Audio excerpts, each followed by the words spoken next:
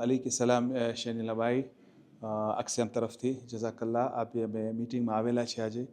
આપણે એક્સિયમની જે કોન્ફરન્સ હતું અલ્હમ્દુલિલ્લાહ ટાનામાં બહુ મને ખુશી થઈ અલ્હમ્દુલિલ્લાહ મુખ્તલિફ મદાગાસ્કરની જમાતોના મુમિનીન અને બધા પ્રમુખો અને કોમના હોદ્દેદારો આવેલા અને આફ્રિકા ફેડરેશનથી બી કોમના હોદ્દેદારો આવેલા અને સૌથી ખુશી મને થઈ કે એમના સ્પોર્ટ્સ ફેસ્ટિવલ પણ જારી છે અલ્હમ્દુલિલ્લાહ 500 જણા આવ્યા છે ટાણામાં સ્પોર્ટ્સ માટે તો આ બધી એક રોનક છે કોમમાં કોમનો એક સંપ છે મોહબ્બત છે અને અલ્હમ્દુલિલ્લાહ મેં સભામાં જોયું કે બધા એક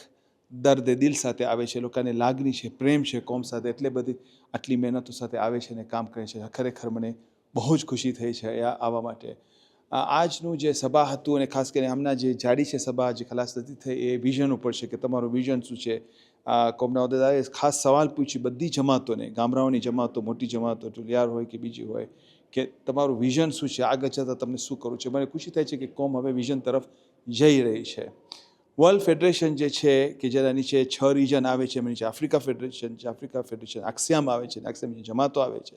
આપને પણ હમણાં અલ્હમ્દુલિલ્લાહ જે પ્લાન કરી રહ્યા છે 2050નું વિઝન કે 25 વર્ષની અંદર કોમ ક્યાં હોવી જોઈએ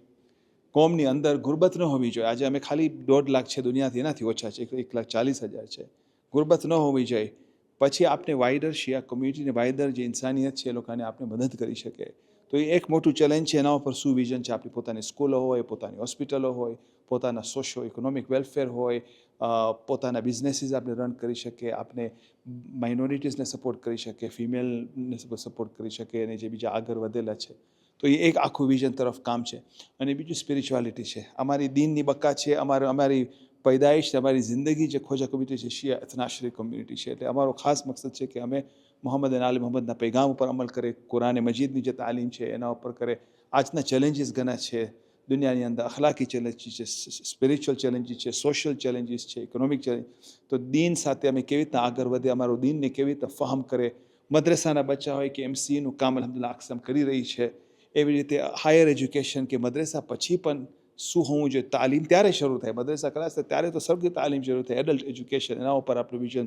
દોહરાવે છે પછી એના પછી મા બાપ માટે ટ્રેનિંગ આજ એવું જમાનો છે એઆઈનો જમાનો છે સોશિયલ મીડિયાનો જમાનો છે યુટ્યુબનો જમાનો છે ને તમને ખબર છે આજે બધું કામ કેવી રીતે થઈ રહ્યું છે આજે મા બાપને ટ્રેનિંગ જેવું છે કે લોકોની અવલાદની કેવી તરબિયત કરે એના ઉપર આપણે પ્રોગ્રામ બનાવ્યો છે અને આપણા પાસે international centre of advance Islamic research છે કે જે આપણા બધા ચેલેન્જિંગ ઇશ્યુઝ છે દુનિયાની અંદર એના હલ કેવી રીતે કરે હવે એનું ફ્રેન્કોફોન ડિપાર્ટમેન્ટ આપણે પેદા કર્યું છે અલ્હમ્દુલિલ્લાહ અને 15